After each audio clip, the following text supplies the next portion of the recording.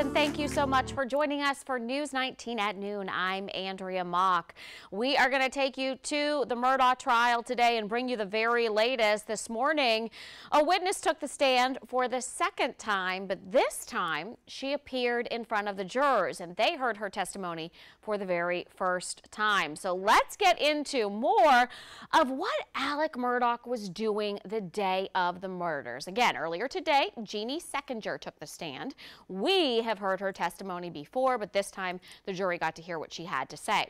Now, Seckinger is the CFO of Alex's old law firm. She told the jury that she discovered $792,000 was missing from a case that Alex tried with fellow lawyer Chris Wilson. Now, here is what she had to say happened on June 7th. Went to look for Alex, and when I got upstairs, he was standing outside of his office leaning on a file cabinet, and he looked at me with a pretty dirty look, one I'd not seen before, and said, "What do you need now?"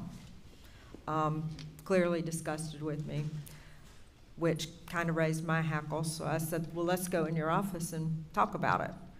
When we went in his office, I told him, I said, "I have reason to believe that you received the Ferris money directly to you, and you need to prove to me that you did not." Well, she went on to say Murdaugh was trying to move money around in his wife's name so it wasn't recoverable in that boating lawsuit. Seckinger also told the jury that the conversation ended when Alex got a phone call saying his father was terminal. All right, our team coverage continues today down in Colleton County, where News 19's Rachel Ripp is standing by in Walterboro now with more on what this CFO had to say about Alex's personality traits and what he was like as a lawyer. Rachel, dive into that for us. Andrea, well, now that Judge Clifton Newman has officially ruled that financial testimony is allowed in court, he made that ruling yesterday. We're hearing that testimony in court right now. We're hearing from Jeannie Seckinger. She is the CFO and COO of what's now known as the Parker Law Group. That's formerly where Alex worked, and she testified that she noticed money going to an account called Forge in May of 2021. Now, earlier in the morning, Judge Clifton Newman resolved a matter from proceedings yesterday, ruling that the prosecution is allowed to present witness testimony about possible gunshot residue found on a blue rain jacket inside of Miss Libby's home, Alex's mother. A witness that took the stand yesterday, Michelle Smith, Miss Libby's caregiver, testified she saw Alex with a blue vinyl garment a few days after the murders. Judge Newman added that one juror has been excused because of a current emergency room visit. Now, back to financial testimony, Seckinger testified in her eyes Alex was really good at forming relationships.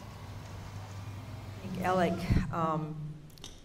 was successful more not from his work ethic, but from his ability to establish relationships and to manipulate people into settlements and clients into liking him. Alex kept different hours than a lot of the rest of us. He came in and he would work late,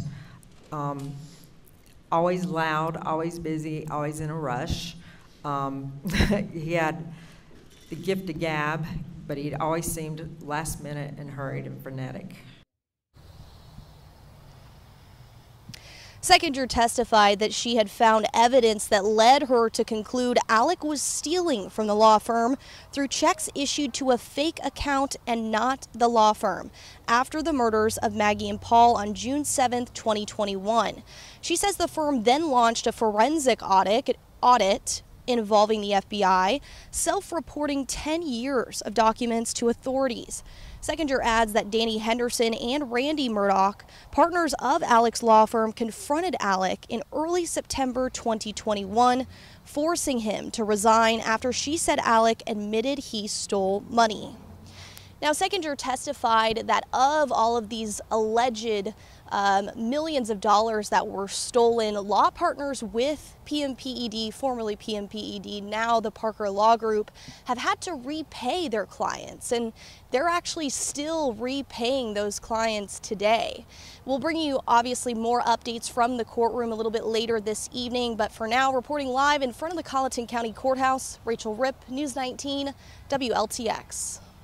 All right, Rachel, thank you so much. Yeah, she certainly was a very strong witness today for the prosecution. She's still on the stand. We will tell you more about what she had to say when you join us live at 2 o'clock.